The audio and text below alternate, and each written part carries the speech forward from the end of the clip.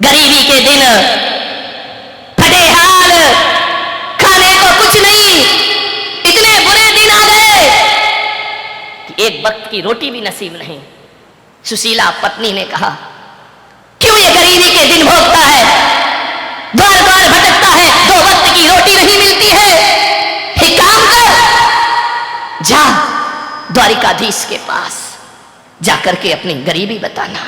उसने कहा, तू पागल हो गई, वो मेरे बचपन का बाल सखा, उसे जाकर के गरीबी के दिन बताऊं, भूखा मर जाऊंगा, लेकिन दोस्त को जाकर के हाल नहीं दिखाऊंगा। मैं कुछ नहीं मांग सकता उससे, ये मेरी दोस्ती निस्वार्थ दोस्ती है। मैंने आज तक अपने दोस्त से कुछ मांगा नहीं है, मैं कुछ भी नहीं मांगूंगा। पत्नी ने कहा, तुम्हारा दिमाग खराब है, तुम गरीब हो, वो सम्राट है। अरे चले तो जाओ, एक बार मिल तो लो, एक बार देख तो लो।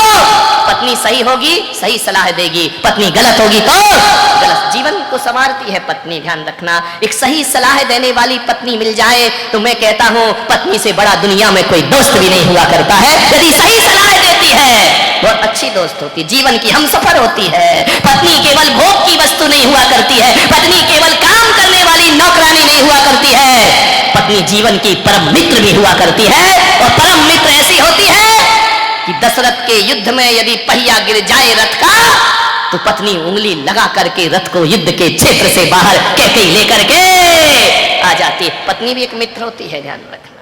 जाओ तुम द्वारिकाधीश के पास। उसने कहा, तू देख ज्यादा जिद मत कर। बोले एक काम करो। बोले क्या? मत मांगना, मिल लो। अब जाने की तो जल्दी मची, मिल लो ये शब्द बड़ा समझ में आया उसके। गया, पत्नी से बोला, देख सम्राट के दरवाजे पे जा रहा हूं, ऐसा भिखारी सा जाऊंगा क्या? देख कुछ कपड़े पड़े हैं क्या? पत्नी भीतर गई, एक मटके में एक अंगरखा रखा था, फट गया, पुराना, लेकिन मन में तो था कि कुछ तो पहन कर जाऊं। पहन के गया। कहानी मालूम है आपको, ऐसा नहीं है कि नहीं मालूम है। अंगरखा बांधा, 3 मुट्ठी चिवड़े रखे, चला दोस्त से मिलने। मांगूंगा नहीं, मन में यही सोच, मांगूंगा नहीं। मांगना तो मरने के समान हुआ करता है, मांगूंगा नहीं। लेकिन बहुत दिनों से द्वारिकाधीश को देखा नहीं। वो क्या जाने द्वारिकाधीश क्या है, उसकी नजरों में तो आज भी कन्हैया है, आज भी वही कृष्ण है, आज भी वही कान्हा है जो जंगलों में गाय चराया करता था। वही सोच के जा रहा, गरीब है, तन पे कपड़े नहीं, वो क्या जाने सम्राट क्या होते हैं। वही दिमाग में रख के जाता है, वही कन्हैया मिलेगा, वही कृष्ण मिलेगा। बचपन में चने चुरा कर खाते थे, माखन चुरा कर खाते, वही मिलेगा मेरा दोस्त। जैसे ही द्वारिका में पहुंचा, क्या देखता है? सोने की द्वारिका, इतनी सुंदर। रोज प्रातः जिसकी बीथियों पर गुलाब जल सिंचा जाता है, जहां बेल लताएं लहराती हैं, द्वार द्वार तोरण द्वार बने हैं, रंगोलियां चौक बनकर के दरवाजों पर पड़ी है, हजारों लोग आ रहे हैं जा रहे हैं, आंख फटी की फटी रह गई उसकी। ये द्वारिका, स्वर्ग जैसी द्वारिका, ऐसा लगता है देखकर इंद्र की अमरावती धरती पर उतर आई हो। बड़े बड़े गजराज, अश्वरोही, पदयात्री, देख करके आंख फटी रह गई। उसने कहा, पगली कहां भेज दिया तूने मुझे?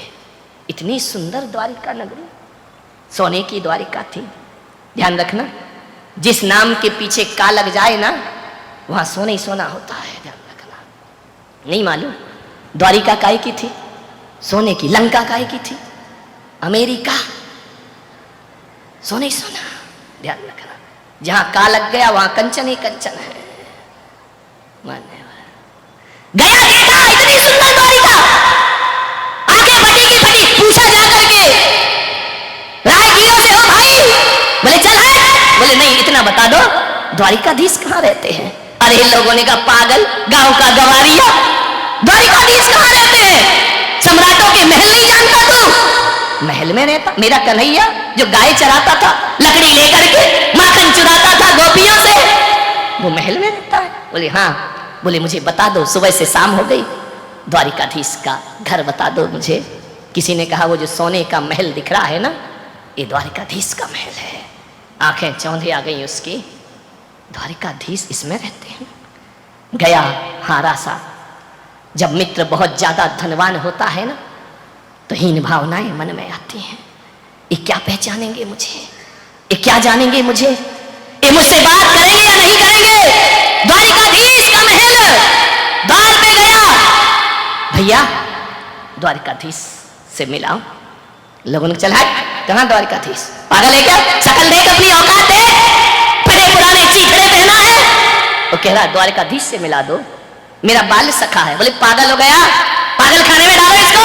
द्वारिकाधीश और इसके मित्र, ये फटे हाल कंगाल भिखारी, पागल हो गया है। कृष्ण महल में थे, द्वारिकाधीश भोजन को बैठ रहे थे।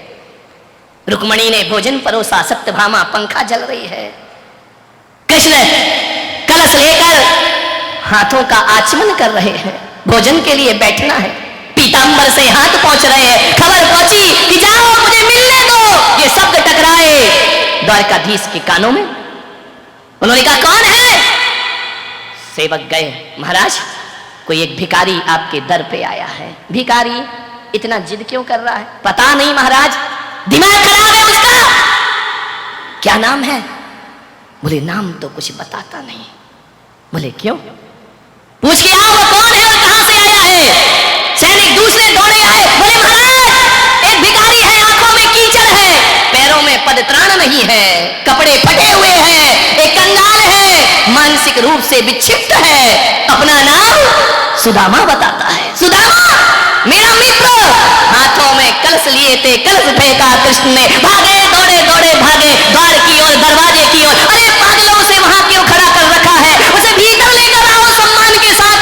महाराज आप नहीं समझ रहे ये कौन है। अरे छोड़ो, कहते हैं नारायण। कृष्ण दौड़े दौड़े भागे, पीतांबर नीचे गिर गया। जाके देखा सुदामा खड़ा है। पगले देखा सुदामा ने पीतांबर वस्त्र धारण किए, मोर मुकुट धारण किए, नारायण श्री कृष्ण। राजसी के प्रासाद में द्वारिकाधीश नजरें झुका ली सुदामा ने। कृष्ण ने कहा मित्र तुम यहाँ कैसे खड़े, क्या हाल बना रखा है तूने। लिया कृष्ण ने और आलिंगन बद्ध कर लिया अपने मित्र का। मान्यवर शायद तुम्हारे रिश्तेदार भी वो प्यार नहीं दिखाएंगे जो प्यार एक दोस्त और मित्र से प्राप्त हुआ करता है। लपेट लिया आलिंगन में, संकुचित है सुदामा, क्या करे इतने बड़े सम्राट और मैं कहां का कंगाल भिखारी। हाथों का सहारा देकर कृष्ण ले गए। रुक्मणी ने देखा कौन है, इतने सम्मान से लेकर आ रहे हैं। ले जाकर के बिठाया ऊंचे आसन पर। रुक्मणी से कहा इसके पैर धो, देखो कैसे पैरों में बीमारी फट रही है, खून रिस रहा है, पागल कहीं का, पदत्राण भी नहीं पहनता है। कलश से पैर धोए, संकुचित है सुदामा। ऐसे भी कोई दोस्त होते हैं दुनिया में, ऐसे भी कोई मित्र होते हैं दुनिया में। पैरों को अपने दुपट्टे से पोंछ रहे नारायण कृष्ण, आंखों से आंसू गिरा रहे। पगले ये क्या हाल तेरा है, ये क्या परिस्थिति बना ली तूने। चल स्नान कर। स्नान कराया, गुलाब की पंखुड़ियों के जल से स्नान कराया, सुगंधित लेप लगाए। ये कैसा दीनहीन जीता है तू, मेरा मित्र होकर। कुछ नहीं बोला अभी तक सुदामा, एक शब्द भी नहीं बोला। प्रेम जहां मुखर होता है ना तो शब्द मौन हो जाया करते हैं। कुछ नहीं बोल रहा।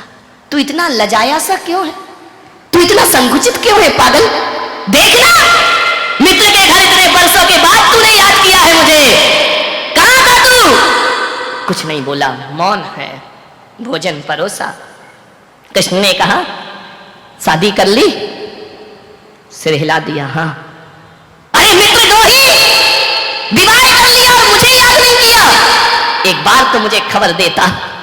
मन ही मन कह रहा तुम कहां सम्राट और मैं कहां कंगाल।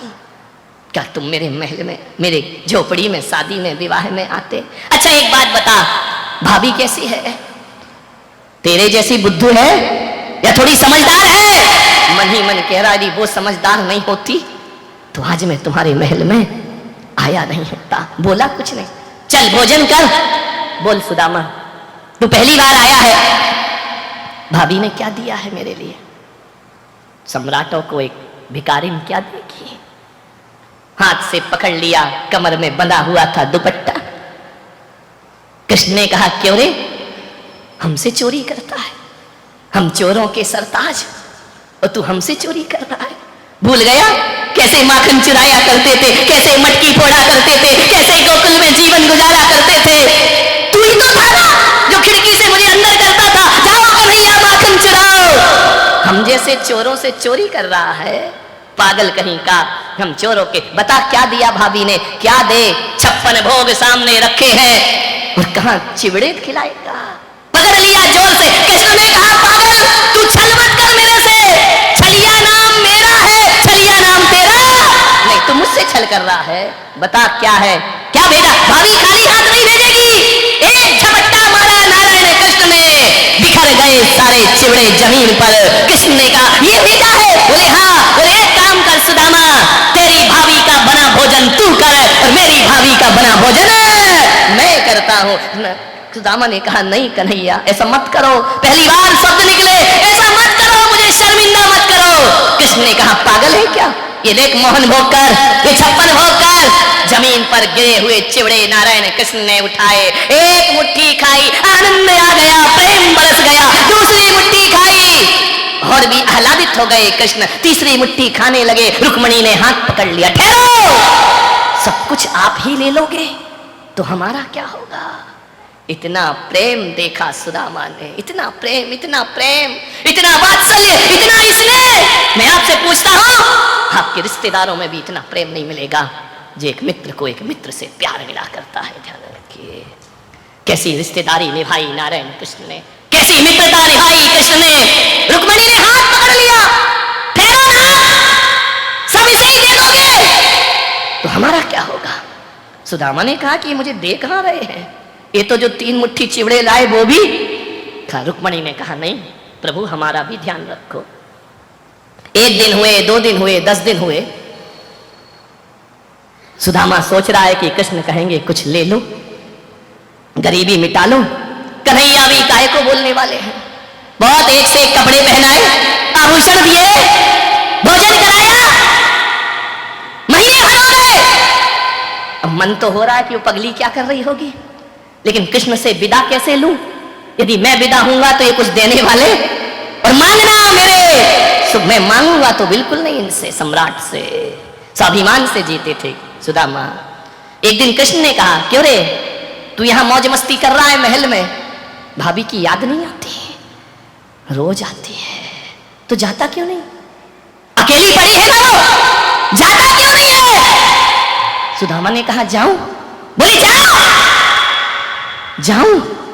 अरे जाना भाई, कितनी बार पूछेगा, तू आज ही चला जा। सुदामा ने कहा, यार यूं तो बड़ी बड़ी बातें कर रहे थे, मेरा मित्र, मेरा बाल सखा, मेरे ये, और अब कह रहे हैं जा। तो बोले मैं जाऊं? कन्हैया समझ गया कि जाऊं जाऊं जाऊं जाऊं बार बार क्यों बोला जा रहा है, कि जैसा आया वैसे ही जाऊं। बोले पागल जा,